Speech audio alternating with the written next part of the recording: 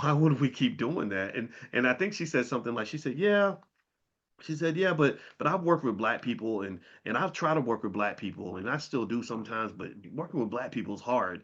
I said, "Yeah, but working with white people is hard too." I said, "This particular person," I said, "I remember you were going to sue your employer for racial discrimination." I said, "So maybe the answer is not so much that black people are wonderful and white people are bad. Maybe the answer is that some black people are wonderful and some black people are not. Some white people are wonderful and some white people are not." But as a black man with a black culture who has a black perspective, it's easier for me to find wonderful black people that can align with me and understand me than it is for me to find wonderful white people that can align with me and understand me. Not because white people are inherently waking up trying to be evil. I don't believe life is that simple, but because we're just different. You know, sometimes I just don't get it. Like you and I can watch an episode of Seinfeld, you'll be cracking up. I don't get the joke. I've been watching Seinfeld for 20 years. Like once a year, I'll turn on an episode of Seinfeld. I'll be like, okay, I'm ready to laugh. I'm gonna get it this time. I'm gonna get. I never laugh. I'll watch 10 minutes and I just want to vomit. I'm like, this is not funny. This is not making me laugh, right? But I watch Def Comedy Jam. I'm like everybody else, we falling out our chair and women going into labor and just you're right. Def Comedy Jam will have you like ready to like split your side and your face is about to fall off because you're laughing so hard. Seinfeld just didn't do it for me. Now, if you like Seinfeld, then that just means you're just smarter than I am because I never got the jokes. It made no sense to me. So culture matters, right?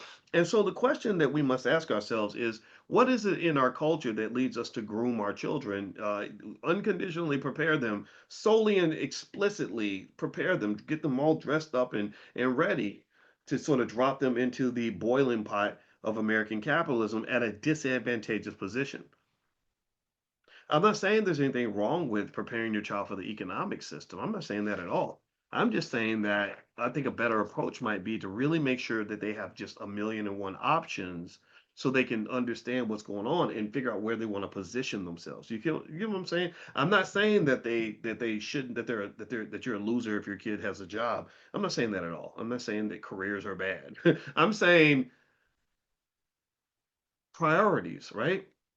And in fact, this particular person, she also said, she said, "Yeah, I tried to be an entrepreneur and it just didn't work out, and I just didn't make that much money." And I said, "Yeah, I get it. I understand. Being an entrepreneur is hard." I said, "But being an employee is hard too."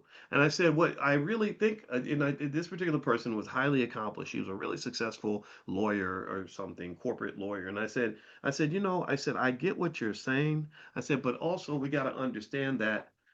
It's not just how talented we are that matters. It's where did you put your attention and your energy into? Where did you use that talent, right? I said, because you're a damn good lawyer. I said, you're one of the best out here.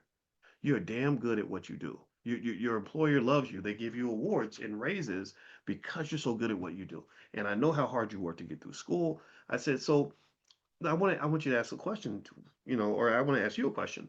What do you think would have happened if you put that same energy that you put into your job and into your education and put that same energy into learning how to be an investor, business owner, everything else? I said, I speculate that because you are an exceptional person, you'd probably be as great at that as you are at this. But the reason you're great at this is because you put your energy into this. That makes sense. It's like our son.